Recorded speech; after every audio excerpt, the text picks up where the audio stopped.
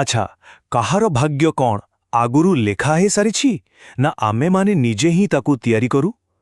ସଫଳତା ସାତ ସ୍ତମ୍ଭ ଶୃଙ୍ଖଳର ଏହି ପଞ୍ଚମ ଭାଗରେ ଆମେ ଏକ ବହୁତ ଶକ୍ତିଶାଳୀ ସତ୍ୟ ବିଷୟରେ ଜାଣିବା, ଆଉ ସେଇଟା ହେଲା ପରିଶ୍ରମ ହିଁ ଭାଗ୍ୟର ପ୍ରକୃତ ସୃଷ୍ଟିକର୍ତ୍ତା। ତେବେ ଚାଲନ୍ତୁ ଦେଖିବା ଏଇଟା କେମିତି ସମ୍ଭବ। ସବୁକିଛିର ଆରମ୍ଭ ଗୋଟିଏ ମୌଳିକ ପ୍ରଶ୍ନରୁ ହୁଏ। ଆମେ ସଫଳତାକୁ କେମିତି ଦେଖୁ? ଏଇଟା କ'ଣ ଖାଲି ଭାଗ୍ୟର ଖେଳ, ନା ଏହା ଆମର ଏକ ଜନ୍ମଗତ ଅଧିକାର? ଜାଣିଛନ୍ତି, ଏହି ଗୋଟିଏ ଦୃଷ୍ଟିକୋଣ ହିଁ ସବୁକିଛି ବଦଳାଇ ଦେଇପାରେ। ପଣ୍ଡିତ ଶ୍ରୀରାମ ଶର୍ମା ଆଚାର୍ଯ୍ୟଙ୍କର ଏହି ବାକ୍ୟଟି ଆମ ଚିନ୍ତାଧାରାରେ ଏକ ପ୍ରକାର କ୍ରାନ୍ତି ଆଣିଦିଏ। ସଫଳତା କୌଣସି ଦୟା ନୁହେଁ, ଏହା ହେଉଛି ଜନ୍ମଗତ ଅଧିକାର।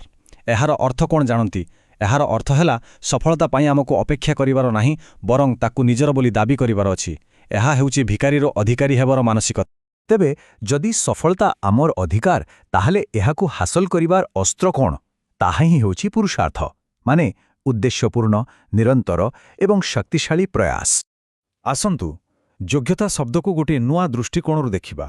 ଏହା କୌଣସି ଦୈବୀ ବରଦାନ ନୁହେଁ, ଏହା ହେଉଛି ଆମ ନିରନ୍ତର ପରିଶ୍ରମର ସିଧାସଳଖ ଫଳ। ଅର୍ଥାତ୍ ପ୍ରକୃତ ଦକ୍ଷତା କେବେ ବି ଭାଗ୍ୟରୁ ମିଳେନା, ତାକୁ ନିଜ ଝାଳ ବୁହାଇ ଅର୍ଜନ କରିବାକୁ ପଡ଼େ। ଏଠି ଦେଖନ୍ତୁ ଦୁଇଟି ପୂରାପୂରି ଅଲଗା ରାସ୍ତା। ଗୋଟିଏ ପଟେ ଅଳସୁଆ ଲୋକ, ଯାହାପାଇଁ ସଫଳତା କେବଳ ଗୋଟିଏ ମିଠା ସ୍ୱପ୍ନ ହୋଇ ରହିଯାଏ, ଆଉ ଅନ୍ୟପଟେ ପ୍ରକୃତ ପୁରୁଷାର୍ଥୀ, ଯିଏ କାମକୁ ଭୋକ ଆଉ ଶୋଷ ଭଳି ଜରୁରୀ ବୋଲି ଭାବେ। ଆଉ ଏହି ମାନସିକତାର ଫରକ ହିଁ ତ ଭାଗ୍ୟର ଫରକ ତିଆରି କରେ। କିନ୍ତୁ ହଁ, ପୁରୁଷାର୍ଥର ରାସ୍ତା ସବୁବେଳେ ସିଧା ନଥାଏ। ଏହି ରାସ୍ତାରେ ଗୋଟେ ବଡ଼ ଶତ୍ରୁ ଛିଡ଼ା ହୋଇଥାଏ, ଆଉ ସେ ହେଉଛି ବିଫଳତା। ତେବେ ଏହି ଶକ୍ତିଶାଳୀ ବାଧାକୁ ଆମେ କେମିତି ଠିକ୍ ଭାବରେ ବୁଝିବା? ଏହି ପ୍ରଶ୍ନଟି ଉପରେ ଟିକେ ଗଭୀର ଭାବରେ ଚିନ୍ତା କରିବା ଦରକାର। ବିଫଳତା ପ୍ରକୃତିରେ କ'ଣ ସୂଚାଏ? ଏହା କ'ଣ ରାସ୍ତାର ଶେଷ, ନା ଖାଲି ଗୋଟେ ମୋଡ଼?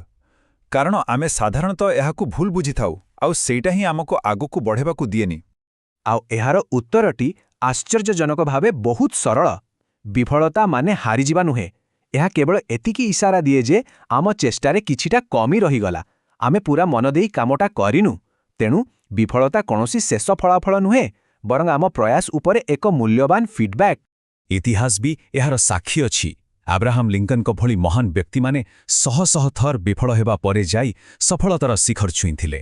ଏଥିରୁ ଏହା ହିଁ ସ୍ପଷ୍ଟ ହୁଏ ଯେ ମହାନତାର ରାସ୍ତାରେ ବିଫଳତା ହେଉଛି ଗୋଟେ ଅତି ଜରୁରୀ ପାହାଚ। ବିଫଳତା ଖାଲି ବାହାରୁ ଆସୁଥିବା ଗୋଟେ ଚ୍ୟାଲେଞ୍ଜ ନୁହେଁ, ଏହା ଆମ ଭିତରେ ବି ଗୋଟେ ଯୁଦ୍ଧ ଆରମ୍ଭ କରିଦିଏ। ଆଉ ଏହି ଯୁଦ୍ଧଟି ହେଉଛି ଆମର ସବୁଠୁ ବଡ଼ ଶତ୍ରୁ, ନିରାଶା ବିରୁଦ୍ଧରେ। ନିରାଶାକୁ ଗୋଟେ ବିଷାକ୍ତ ଜାଲ ବୋଲି ଭାବନ୍ତୁ। ଏହା ଧୀରେ ଧୀରେ ଆମ ଆଗକୁ ବଢ଼ିବାର ରାସ୍ତାକୁ ବନ୍ଦ କରିଦିଏ, ଆଉ କାମ କରିବାର ଇଚ୍ଛାଶକ୍ତିକୁ ପୂରାପୂରି ନଷ୍ଟ କରିଦିଏ। ତେଣୁ ଏହାର ଏହି ଅଚଳ କରିଦେଉଥିବା ପ୍ରକୃତିକୁ ଚିହ୍ନିବା ବହୁତ ଜରୁରୀ। ତେବେ ଏହି ବିଷାକ୍ତ ଜାଲରୁ ମୁକୁଳିବାର ଉପାୟ କ'ଣ? ଏହାର ଉପଚାର ଗୋଟେ ସରଳ 2 ପର୍ଯ୍ୟାୟ ସୂତ୍ରରେ ଲୁଚି ରହିଛି। ପ୍ରଥମତଃ, ନିଜକୁ ସବୁବେଳେ କାମରେ ବ୍ୟସ୍ତ ରଖିବା, ଆଉ ଦ୍ୱିତୀୟରେ ସବୁବେଳେ ସକ୍ରିୟ ରହିବା, ଯାହାଦ୍ୱାରା ନକାରାତ୍ମକ ଚିନ୍ତା ମୁଣ୍ଡରେ ପଶିବାକୁ ଜାଗା ହିଁ ପାଇବାନି। ସତ କହିବାକୁ ଗଲେ, କାମ ହିଁ ନିରାଶାର ସବୁଠୁ ଭଲ ଔଷଧ। ଆଉ ଏବେ ଆମେ ଆଲୋଚନାର ସବୁଠାରୁ ଶକ୍ତିଶାଳୀ ଏବଂ ଗୁରୁତ୍ୱପୂର୍ଣ୍ଣ ଅଂଶକୁ ଆସିଛି। ଏହି ବିଭାଗ ଆତ୍ମନିର୍ଭରଶୀଳତାର ମୂଳ ବାର୍ତ୍ତାକୁ ହିଁ ବୁଝାଇବ। ଏଠାରେ ଆମକୁ ନିଜର ଦେଖିବାର ନଜରକୁ ଟିକେ ବଦଳାଇବାକୁ ପଡ଼ିବ। କଠିନ ପରିସ୍ଥିତିକୁ ବାଧା ବୋଲି ନ ଭାବି ତାକୁ ଏକ ଆହ୍ୱାନ ଭାବରେ ଗ୍ରହଣ କରିବାକୁ ହେବ। ଏହା ମନେ ରଖିବାକୁ ହେବ ଯେ ଏହି ପରିସ୍ଥିତିଗୁଡ଼ିକ କେବଳ ଆମର ସଂକଳ୍ପ ଆଉ ଦୃଢ଼ତାର ପରୀକ୍ଷା ନେବା ପାଇଁ ହିଁ ଆସିଥାଏ। ଆଉ ଶେଷରେ ଏହା ହିଁ ହେଉଛି ଅନ୍ତିମ ଆହ୍ୱାନ। ଜଣେ ପୁରୁଷାର୍ଥୀ ବ୍ୟକ୍ତି ହୁଅନ୍ତୁ, ନିଜ ଭାଗ୍ୟର ନିର୍ମାତା ନିଜେ ହିଁ ହୁଅନ୍ତୁ। ଏହା ହେଉଛି ନିଜ ଜୀବନ ଆଉ ଭବିଷ୍ୟତର ସମ୍ପୂର୍ଣ୍ଣ ଦାୟିତ୍ୱ ନେବା ପାଇଁ ଏକ ଶକ୍ତିଶାଳୀ ଆହ୍ୱାନ। ଏହି ଆଲୋଚନାର ଶେଷରେ ଏହି ପ୍ରଶ୍ନଟି ସମସ୍ତଙ୍କ ପାଇଁ ରହିଲା, ଆପଣ ନିଜ ପାଇଁ କେଉଁ ଭାଗ୍ୟ ନିର୍ମାଣ କରିବେ? ଏହି ପ୍ରଶ୍ନଟି କେବଳ ଏକ ସାରାଂଶ ନୁହେଁ, ବରଂ ଏକ ଶକ୍ତିଶାଳୀ ଆହ୍ୱାନ, ଯାହା ଆମ ସମସ୍ତଙ୍କୁ ନିଜ ଭିତରେ ଥିବା ଅସୀମ ସମ୍ଭାବନାକୁ ଖୋଜିବା ପାଇଁ ପ୍ରେରଣା ଯୋଗାଇବ।